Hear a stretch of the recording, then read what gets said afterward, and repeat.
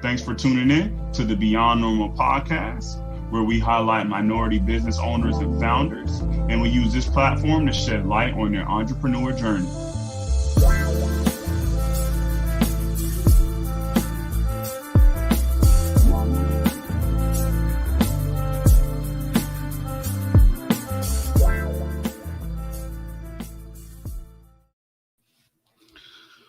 Welcome everybody to another episode of the Beyond Normal podcast. We are things are rocking and rolling in our third season. Can't believe we're already on our third season here. We got an amazing founder. We're gonna be digging into the past least traveled, right? And so when it comes to our own individual journeys, we got an amazing founder by the name of Rebekah Bastian.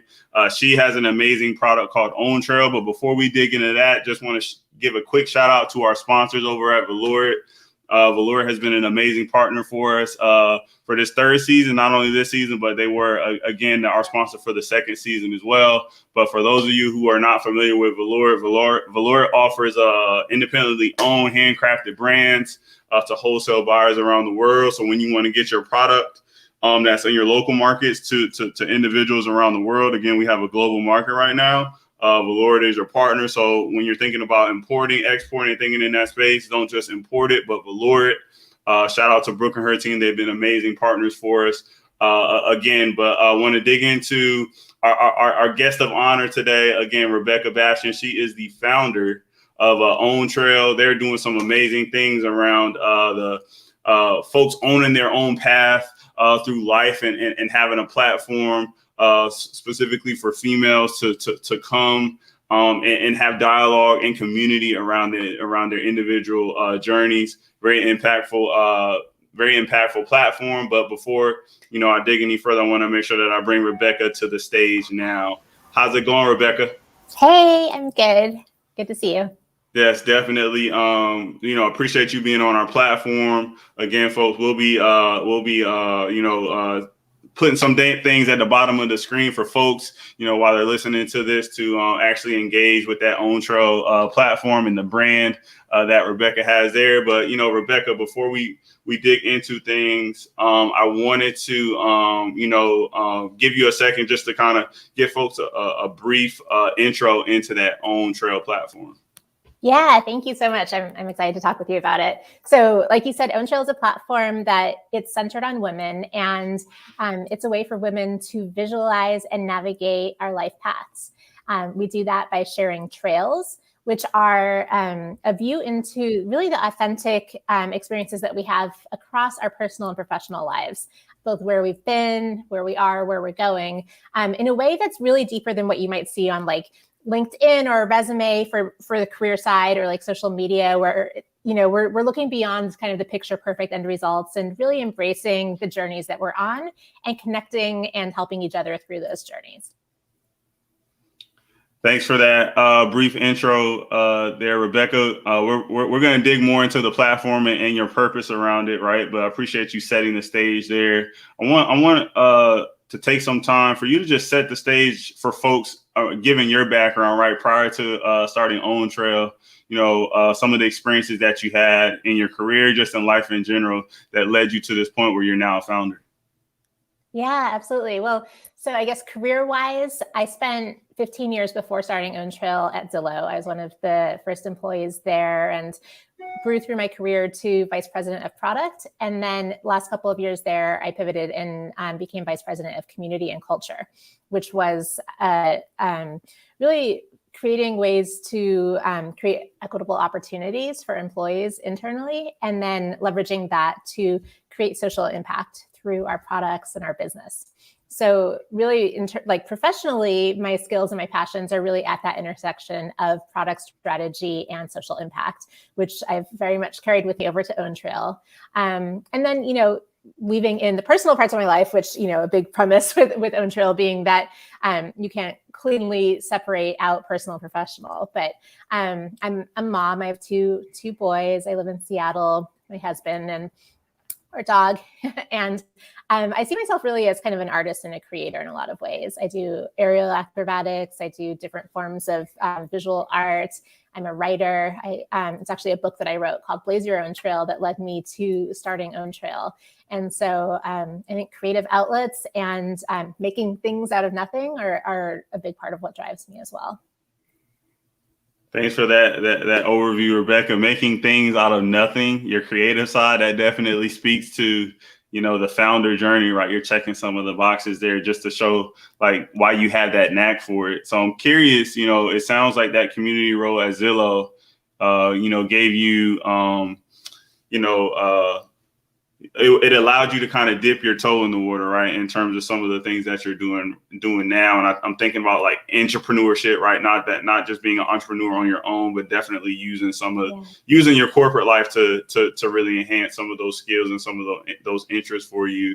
Was there anything in that role that you did that kind of, sparked and gave you the idea, okay, I'm proving the pain. I'm seeing a pain point. I'm seeing some sort of traction here. Maybe I should go out on my own and do this? Or was it, outside of that, you having some of the interest there? I'm curious if that experience at Zillow kind of pushed you into entrepreneurship. So. Yeah, I mean, I see all these experiences as being so additive, and I definitely feel like I'm in a place where like all the things I've done have really led up to this point. And I love that you named the entrepreneurship, because I think that, especially for those of us coming from corporate careers into startup life, like we do have the opportunity to flex that kind of entrepreneurial muscle sometimes by starting new things within an existing company. And I certainly did that several times over the course of my time at Zillow. And I think that prepared me more for entrepreneurship. I think also, I had gotten to know a lot of really incredible entrepreneurs and was an advisor to some really incredible women-founded companies. And that also gave me some insight and confidence in being able to take that leap myself. But, I think, especially you asked about like while in that community and culture role, I definitely experienced this kind of desire, both from employees and I think, from the company too, although not always perfectly aligned, around this idea of how do you show up authentically for work? And of course, that can be a loaded idea, because when you're in kind of these, essentially white normative spaces, then, anyone who doesn't necessarily conform to the default social norms, it's really hard to show up authentically and still, have those same opportunities. But I think that there was that desire to really share who our full self is and really what our real authentic experiences are, but not always a place to do so. And I saw that, definitely on the corporate level, but then also just individually, like as I've talked to people for years and as I've been in different kind of leadership and mentorship roles, I've definitely seen this, this kind of trend of people feeling like they're supposed to know where they're going and how they're going to get there, and that there's supposed to be some right path and everyone else is nailing it, but I'm missing it, And I think so much of that comes from that dissonance of what we see on social media or what people talk about, or, versus what our real experiences are. And so I think a lot of that observation also led me to having the vision for OwnTrail. And then just to, in terms of practically how it happened was, like I mentioned, I'd written this book. So I actually didn't set out to start a company. I set out to write a book while doing my corporate executive job. And I wrote that book, Blaze Your Own Trail, which is this kind of choose your own adventure exploration of women's life paths. And after I'd signed with a publisher and was waiting for the book to come out, I started playing with what I thought would be a really cool book launch website. And that's what ended up kind of taking on a life of its own and becoming OwnTrail. So that's really what led me to pursue that. Appreciate you giving us that rundown there. Like you said, the entrepreneurship, like that term is something that I know a lot of people don't hear, but leveraging, some of the resources of some of these big corporations. You mentioned Zillow, your experience there. A lot of times they have some of these avenues in place. There's some of the big tech companies where they actually allow some of their employees to, have some time to actually explore, try different things. And so I think you leveraging your experience in that capacity to make something of your own. I think that's something that a lot of people can look to versus really starting cold turkey, right? And shutting off having a paycheck and then starting on your own. That's something that a lot of people cannot do. And so you touched on something there as well in terms of people bringing their authentic self to work and just into the communities and the conversations that they're having. When we think about some of the traditional platforms, right, you got your LinkedIn's, you got some of the other networking opportunities that are out there. I have heard that from people in terms of, hey, there's this cookie cutter approach. You wear your suit and tie, you come in and you check the box on certain experiences. But in terms of bringing your whole self, like what are some of the pieces I think that OwnTrail brings to the table? I asked you that. I think that's like a softball for you, right? But I think there's some cool things that you're allowing people to come to the table and tell around their whole self and telling their story. Yeah. I love the question. It's like the vision really being like, how do we share our stories in a way that is looking at all the experiences that have made us who we are. I saw you were starting to share a picture of, I think, my trail there. If you want to show that again, and I can kind of speak to that. So this is my trail on OwnTrail, and it really is, I think of it as the most authentic version of my life path in digital form. So this includes everything, it starts with, you can kind of start wherever. I arbitrarily started with failing out of college, which is what happened the first time I went. And then, it goes into different jobs I've done and education stuff. It goes into my relationship, trying to have kids and having kids, and a health issue that one of my kids had when he was a baby. Different promotions, different wins and accomplishments, but also like difficult things I've struggled through, and relationships that have brought me along the way. So it really is encompassed. And then I'm talking about like things I'm doing right now and where I aspire to go in the future.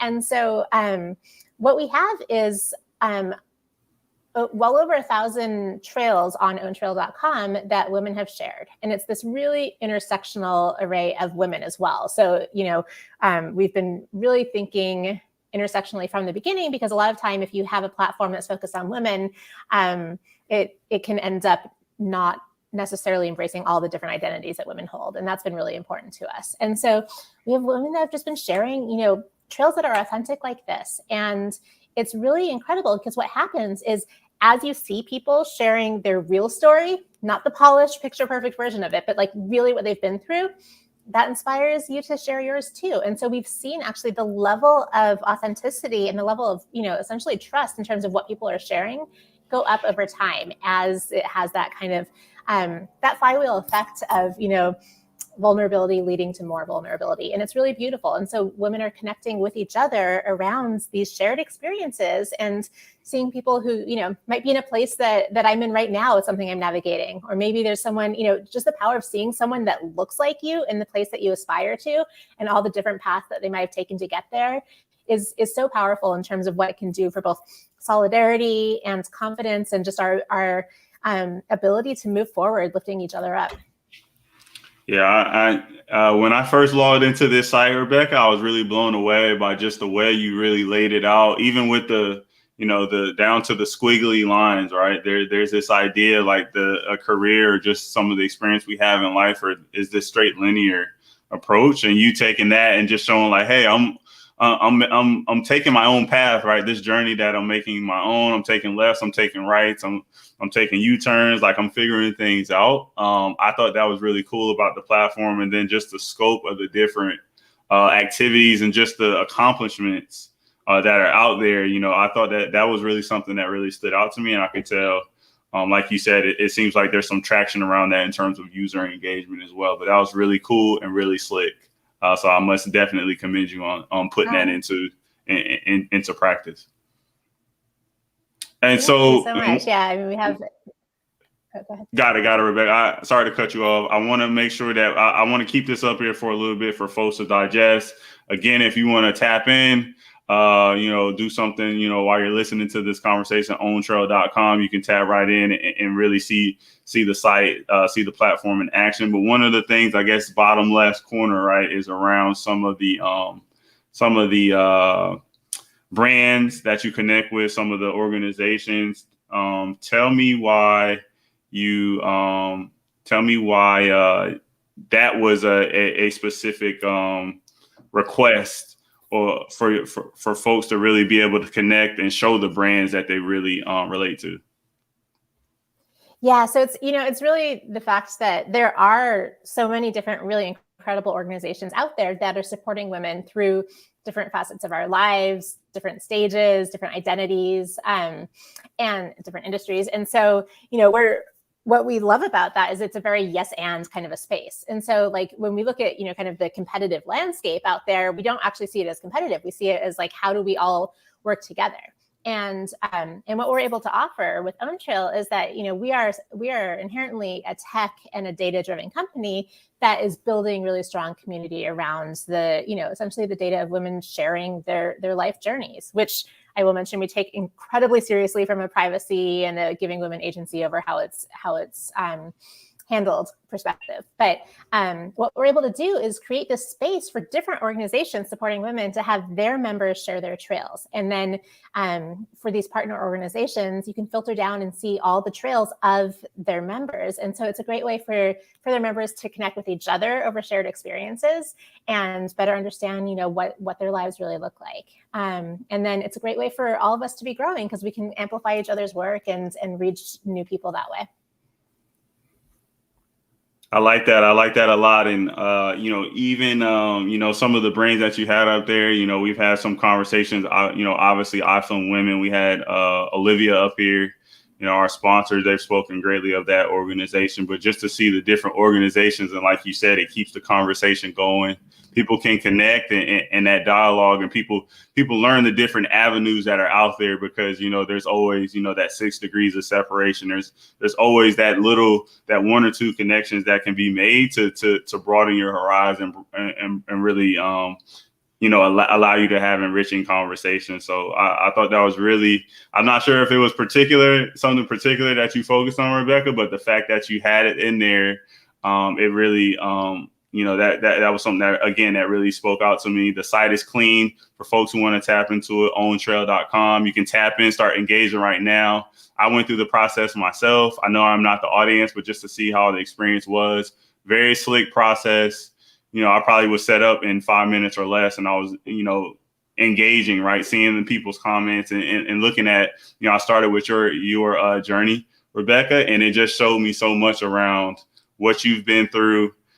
Even to the point where I know you touched on this a little bit earlier around people focusing on what their goals are, but you've kind of broken it down some into different buckets that people can put it into in terms of the past, present, and then ultimately some of the places that they want to go.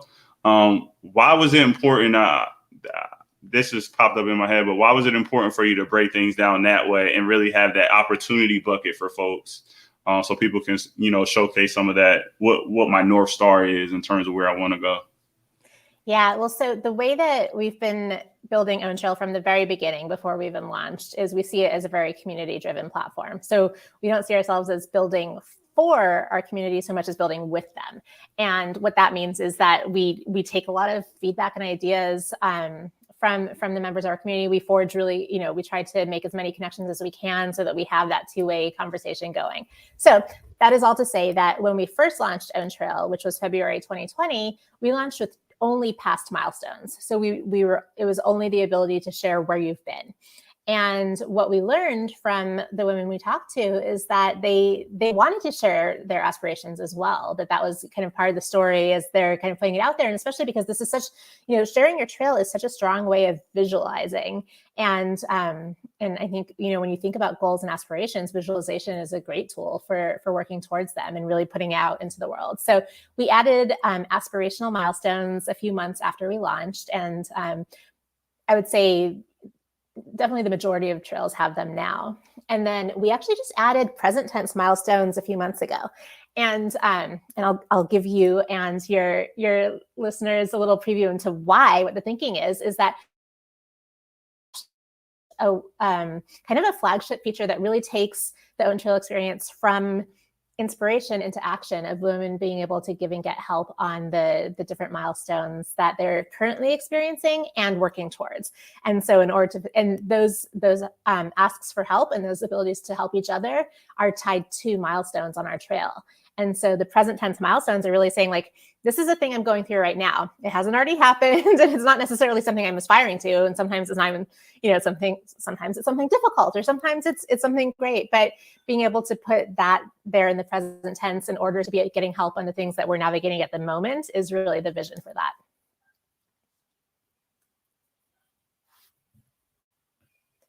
I think you're muted, Kenny. I am muted. Sorry about that. I thought my note taking in the background, folks were hearing my typing. But as you were talking about that, again, just the deliberateness of you building out, for things that are past, present, and then ultimately some of those opportunities, right? Just allowing them their own space to breathe and for folks to really own them.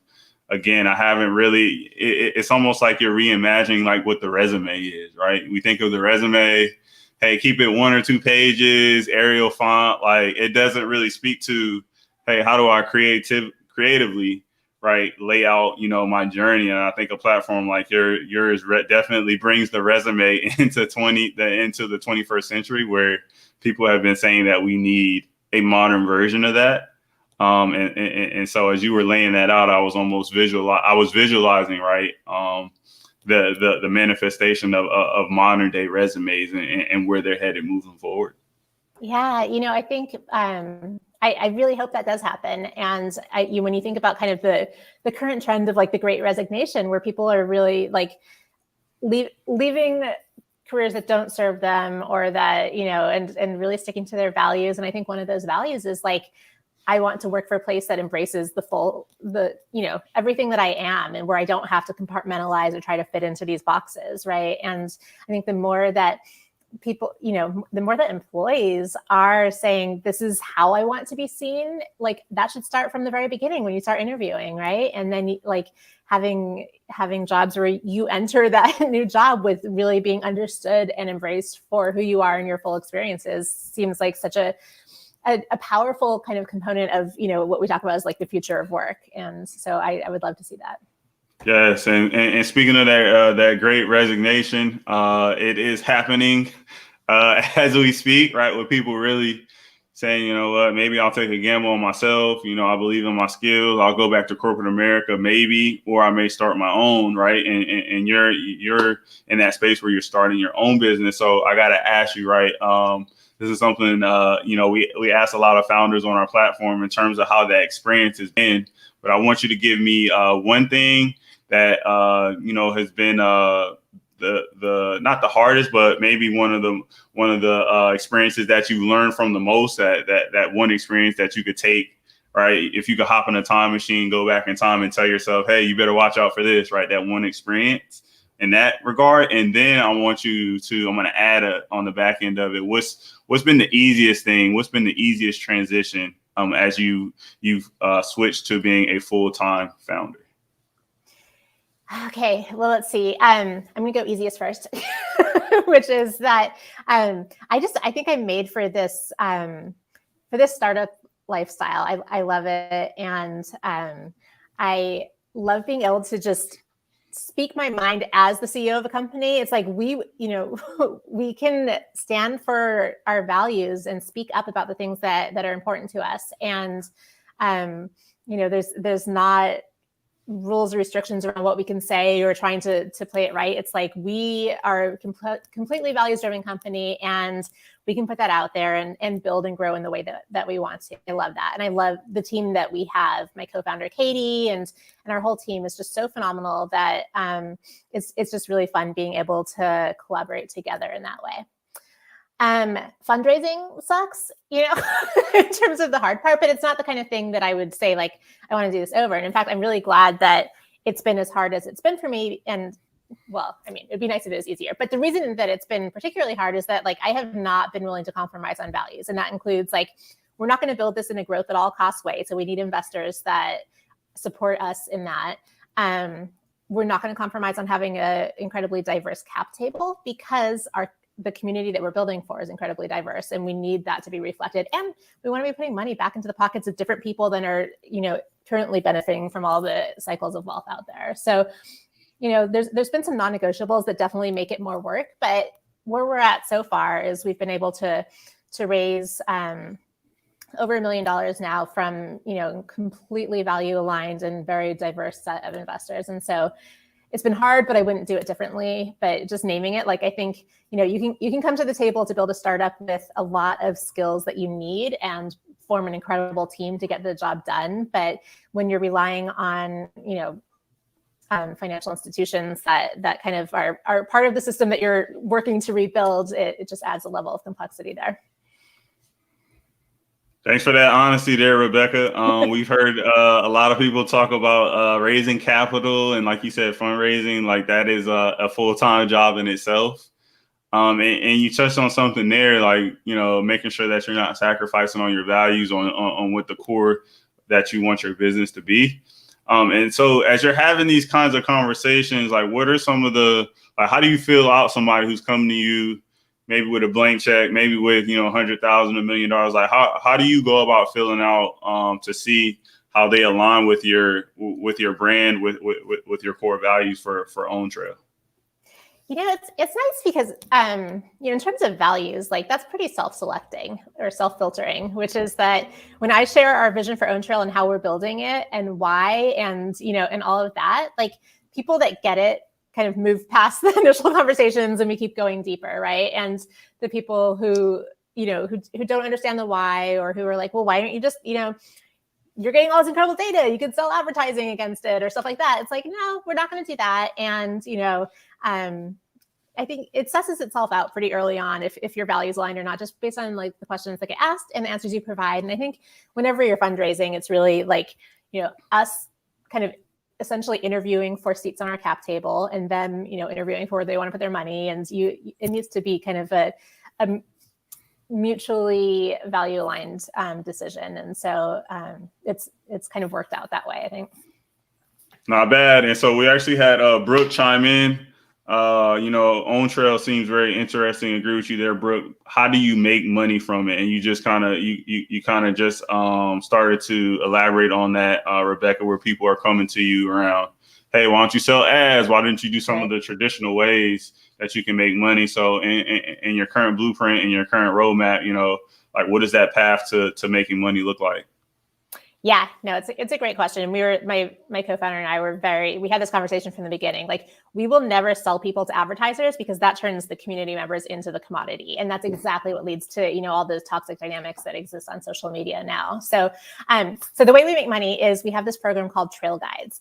And OwnTrail is free to everybody to use to share your trail and connect with each other. And then the Trail Guides programming, which is about an hour a week activity, do alternating between personal reflection activities that you do yourself, and then group discussions that kind of discussing what you kind of got out of that last activity.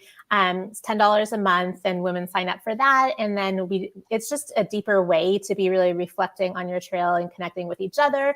And we have a lot of visions for how we're going to keep kind of growing out the programming and the offerings in the future as we scale. But we're very clear about the way we make money is opt-in by our community members. So if people want to be paying us for something that they find value in, then that's the way we want to grow. And we believe we'll be a very large, profitable business because of that.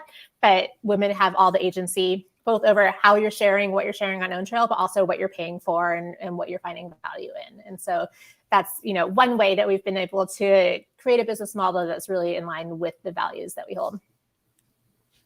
Thanks for that, Brooke. Yes, thanks for that clarity there, though. From you, Rebekah, that's always when it comes to a community-driven platform, they say, hey, build the community first, and then the product and all the money kind of comes along with it, right? And what you're really speaking to is you're being very deliberate, right? You're putting pieces in place, and there is a component of your business, there is a piece of your product, right, that people can tap into and buy. But I think having that core product, that core trail, that journey piece, having it free for people to just dive into, I definitely think that's a game changer there. And like you said, the money will figure itself out when that community is whole and people are really engaging and getting what they need to from it. It's a little bit outside of the normal frame of mind for people when it comes to, okay, you got to have a business, right? You got to have money coming in first. Right. But if you don't have any proof of concept and anything like that, you're not the money may come one day, but the next day and the next day after that, you're not going to have any, right? And so that community first aspect, I see it at the forefront of a lot of businesses that are being created right now. So many founders that come on our platform speak to that community first. And I think you're really reinforcing that with what you're doing with OwnTrail. Thank you. Yeah, I mean, I really do think that community is the future of, of everything that ends up being impactful and successful. Got it. I'm curious, has there been any, these questions that are coming up? Appreciate Brooke asking that question, but just the way that you're breaking down your business, you're really transparent. I love that. Have there been any individuals that have kind of taken this trail from OwnTrail and really used it in career conversations yet? I'm curious, because when I initially saw this, again, I'm going back to the resume of the future. I could see somebody essentially slapping this in front of, a hiring manager, right, in an interview, or, for career conversations when you're already internally in the company, and really showing, here's the real me. Have you had any conversations around that, or have any of the users kind of gone down that path yet? Yeah, we've heard some great stories about that. Women that share their trail as part of kind of, applying for a job, women that share their trail with their manager or their colleagues as a way of like getting to know them more.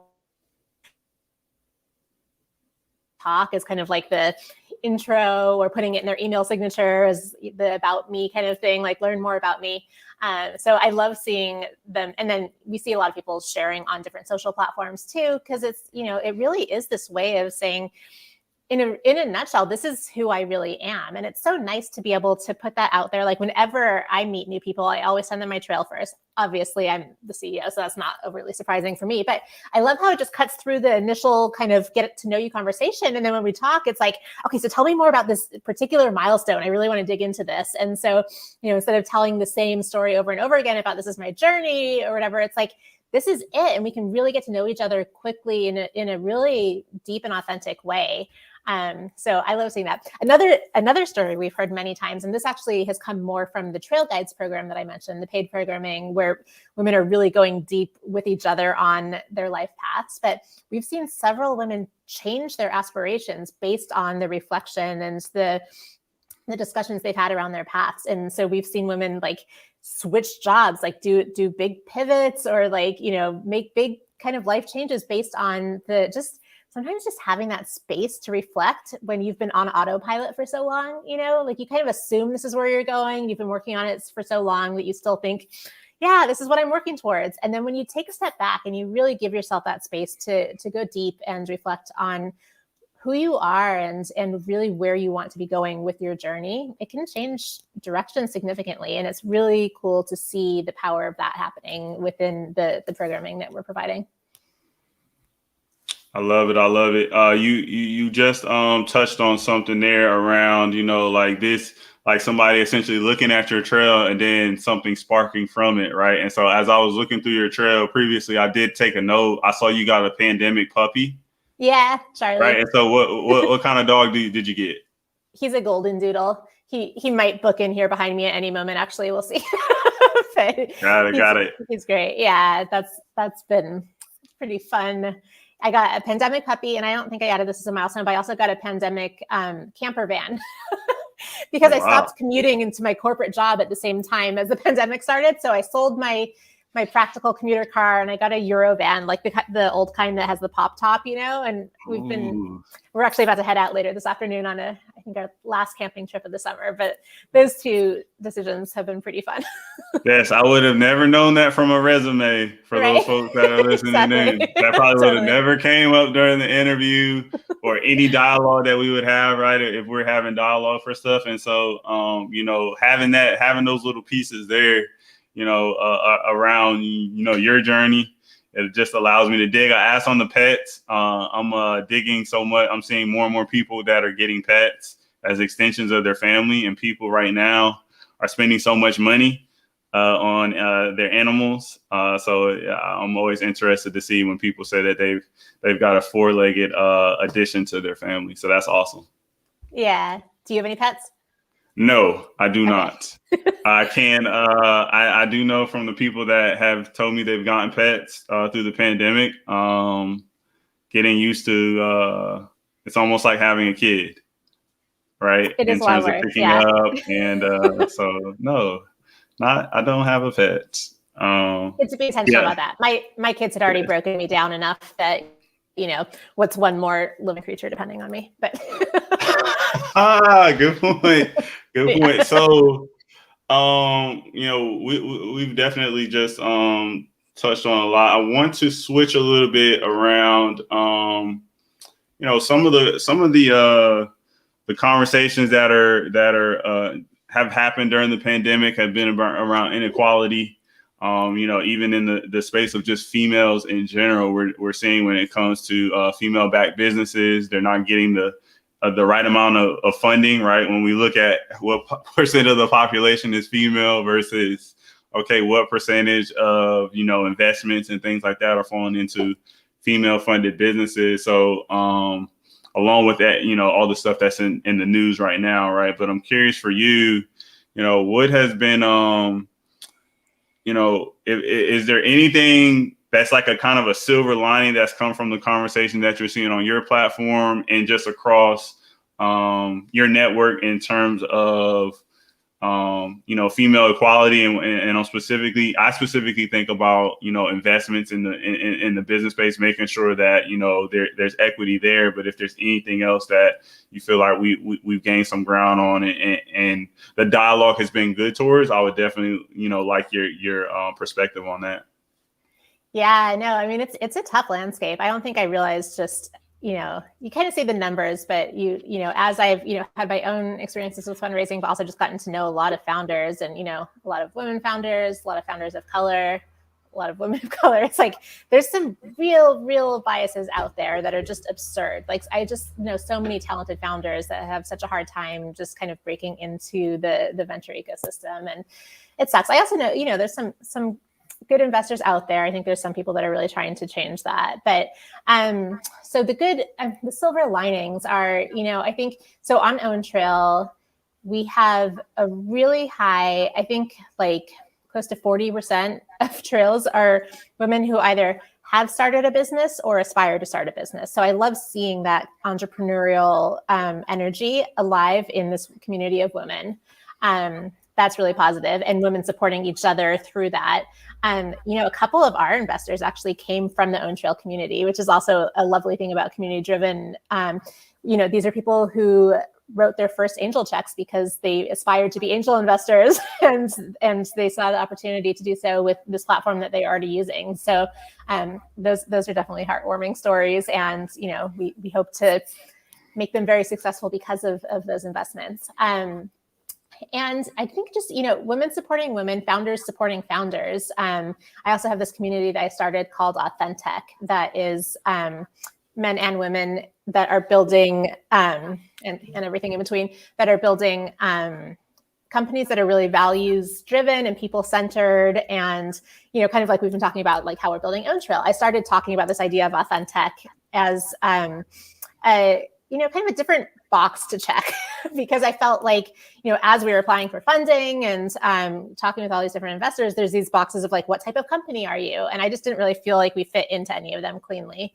In fact, probably the closest model was social media, which we really see ourselves as being like the antithesis of social media. So don't want to check that one.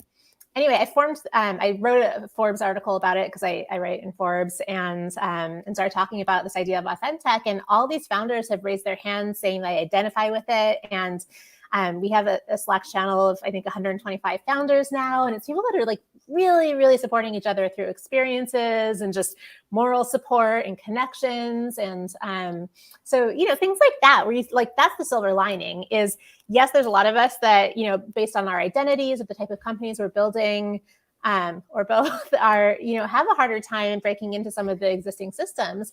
But the way that we rise to support each other is really, really cool. And I think that, that level of community and support is something that I wouldn't necessarily trade for any like really easy path in this space, because it's huge. Thanks for that perspective there, Rebekah. I think it's like you said, we are seeing the folks who really want to support, be advocates, and just be players in that space and have that dialogue. Right now, we are seeing the folks who really want to do it come to the spotlight, and then the ones that are kind of maybe all talk but don't know how to walk the walk. There's those folks as well. But as the community grows and that dialogue happens, like people start to figure out like who is who, right, and who you need to start having the conversations with. And I think there's always going to be room to grow there. There's always going to be opportunity. The numbers speak to that. They'll probably speak to that for a while.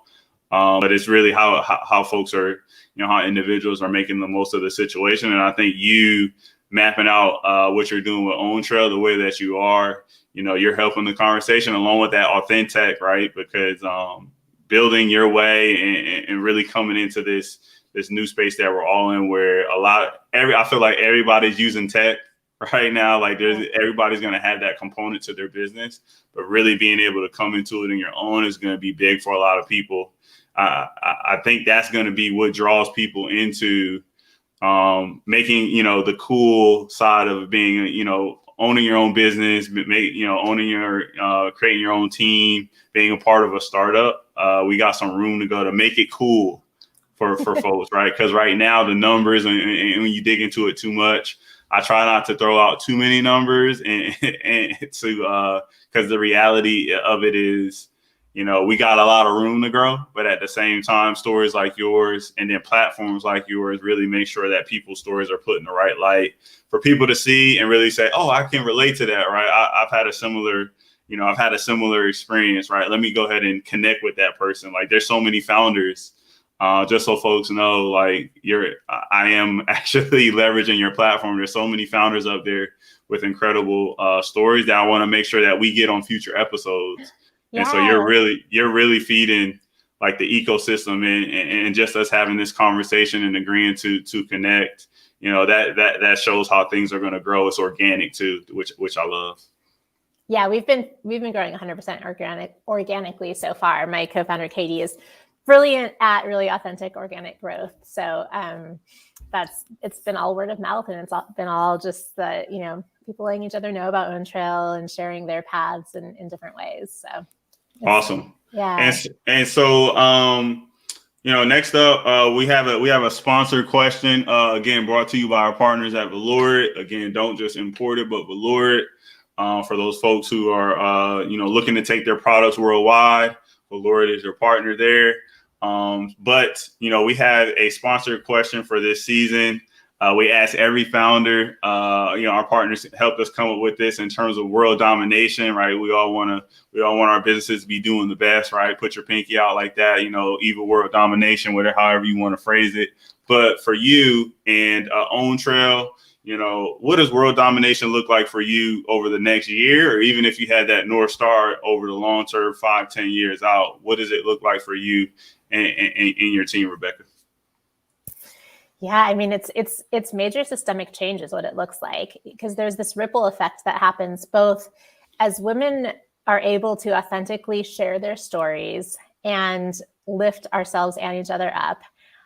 And that coupled with the data in aggregate that we're able to put out into the world about what women's lives really look like from an intersectional standpoint. Like, what are the real experiences that we're navigating, and the way that data can then change belief systems and change decision-making, and the way that women can have an impact as they navigate their life with more confidence and more support in their corner to really go after their dreams. Like, I mean, to put it kind of tongue-in-cheek simply, we can smash the patriarchy in a way that really benefits everybody, right? That benefits all genders, because there's so much toxicity in current systems that exist, and we really seek to change that. So world domination is actually not evil at all. It's an incredibly positive outcome that we're working towards. I love it. I love the at the end, the exclamation point, major systemic change, smash the patriarchy. Taking notes. Nice. Yes, I'm taking notes. I'm taking notes over here, Rebekah, but I definitely love that. And that's a North Star, like you having those kinds of goals that are lofty, they're big, right? There's a lot to chew there. There's a lot to digest. I can tell you're definitely making sure that you're going to be busy for the foreseeable future, right? And that's cool. Brooke chiming in, elbow call. Brooke is on board with all of that. Okay, that's what that means right there. Yes. Let's do it. But again, I appreciate you elaborating on that sponsor question there. That one is always going to be, it's interesting to see what certain founders say. Some founders, they got that North Star in terms of that dollar amount, right? But for yours, it really speaks to the community and making sure that you have that lofty impact, right? It goes beyond the dollar amount, like you said, for your business. Like in terms of how much money you're bringing in, right? That is a component of it, but it's a result of it, right? Yeah, it's a result of it. It's like, yeah, they can both be kind of similar places. Like if you're driven by profit and revenue, you make certain decisions, right? But like if you're driven by creating value, profit and revenue are going to follow that, but you make different decisions to get to really creating value than you would if all you're looking at is the bottom line, right? And so, when I talk about the end result, it's about the impact that we're going to have. And yes, we're going to be an incredibly successful company because of that. And I also have, big dreams about how I will be reinvesting that because, that's part of, the financial piece is a huge part of the systemic change as well. But it's thinking about the value that we're creating before thinking about the profit that we're making. Got it. So, I want to make sure before I pass it to you, to let folks know how they can connect with the brand. I just want to say, appreciate you for, connecting and, having this conversation today. I'm over here taking a lot of notes. One of the things that you said in the beginning that I don't want to be lost on people is building with your community, not for them. And I think that's really something that's central to a lot of the businesses that I myself and even you, Rebekah, because I know you connect with a lot of founders. We're seeing that every single day in terms of just being in the trenches with them, not necessarily saying, hey, let's do this product for them, like really being in there, being in tune with your audience, seeing what the feedback is. And so that was the first gem that you dropped. I think you dropped that within like the first 5 to 10 minutes there, Rebekah. You dropped a couple throughout, but I want to make, leave some room for folks to actually tap into the audio and the video to make sure that they take their own notes as well. But I want to pass it to you. Let folks know how they can connect with the OwnTrail brand, stay in tune, and stay in contact to know all the things that you're working on, like you mentioned, Authentic, along with OwnTrail. Yeah, definitely. Well, so for OwnTrail, I would love anyone who feels comfortable in a space centered on women to share your trails on OwnTrail and invite all the other inspiring women that to do the same. Like I mentioned, we're growing organically through word of mouth. And so love to see those trails. And then, from there, connecting with each other and really finding ways to be supporting each other in that community. OwnTrail and myself are on all the different social platforms as well. And then Authentic, we have a website, buildingauthentic.com, that if you are building a company that you identify as being authentic, you can join that community there. And I send out a monthly deal flow of Authentic raises to a group of investors too. So hit me up if you want to be a recipient of that. But yeah, I'm pretty findable. Definitely connecting with me on OwnTrail is the ideal way, but you can reach me in a lot of places. I love that you're pushing them to OwnTrail. Yeah. like I've been saying throughout, just tapping into your tapping on your own trail, Rebekah. You've done a great job with just really laying out, what your experiences have been. Rebekah's got some incredible experiences when it comes to writing. I know you caught on to writing later on in your life, but just that piece there, your family, everything. Rebekah it has really laid everything out on her platform. So definitely make sure you tap in with owntrail.com. Again, I just want to thank you. In closing, I want to pass it to you one last time. Is there anything you want to leave our audience with? You dropped gem after gem, but what's that lasting thought you want people to take from this conversation here? Yeah, I think the big message through all of this is that there is no one right path. And so, just embracing who you are, how you've gotten here, and where you're going on your own terms is what I would leave everybody with. Short and sweet. So again, check out OwnTrail.com. Again, it was a pleasure having Rebekah on our platform today. Make sure you tap in, share this video. We'll be on the streaming sites as well. Make sure you share it when you're listening up there. It's been amazing having her on. Shout out to our partners over at Valora. Again, they've been amazing partners this whole time. Curating this list of founders. Rebekah is just the latest in the line of founders, but I think even, again, I'll just reiterate me going on OwnTrail.com. I probably got another 10 to 20 founders I can definitely reach out to have on the platform who are doing amazing things. But in closing, I just want to say, thanks for tuning in to the Beyond Normal podcast. Thanks, everybody. Thank you.